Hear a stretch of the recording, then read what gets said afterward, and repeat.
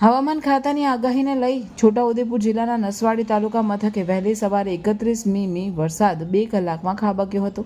ત્યારે છોટાઉદેપુર જિલ્લાની આર્થિક સદ્ધર ગ્રામ પંચાયત નસવાડીમાં ગટર તેમજ ગામના વિકાસ માટે કરોડોની ગ્રાન્ટ આવે છે, તેમજ ગામના વેરાની લાખો રૂપિયાની આવક આવવા છતાં નસવાડી નગરના નાગરિકો જાણે નર્કમાં જીવન પસાર કરતા હોય।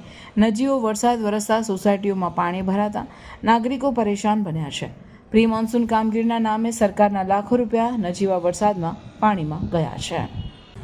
समर वेकेशंस में वाटर पार्क ना गया तो क्या गया? गाइस हम लोग पहुंच ગયા છે એક્વા બ્લુ વોટર પાર્ક। અમે અમારા દરેક ઉનાળાના વેકેશનમાં એક્વા બ્લુ વોટર પાર્ક તો આવીએ જ।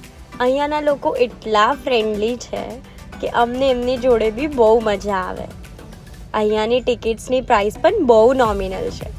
અહીંયા સારા સ્વિમિંગ કોસ્ટ્યુમ્સ આપણને રેન્ટ પર મળી જાય છે।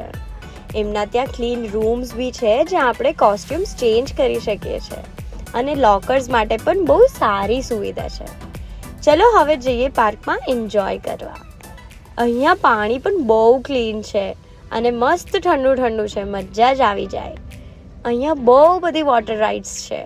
વોટર રાઇડ્સમાં એટલી મજા આવી કે એકવારમાં તો મન ભરાય જ નહીં। અહીંયા દરેક એજ ગ્રુપના લોકો એટલું મજા કરે। અહીંયા તમને વિશાળ પાર્કિંગ માટે જગ્યા મળી જશે। એક્વા બ્લુ વોટર પાર્ક આવેલું છે કરજણ કંડારીમાં। હવે ખાલી રીલ જ જોયા કરશો કે પછી તમે બી ત્યાં વિઝિટ કરશો? તો સમર વેકેશન પતે એની પહેલાં એક્વા બ્લુ વોટર પાર્ક જવાનું ભૂલશો નહીં।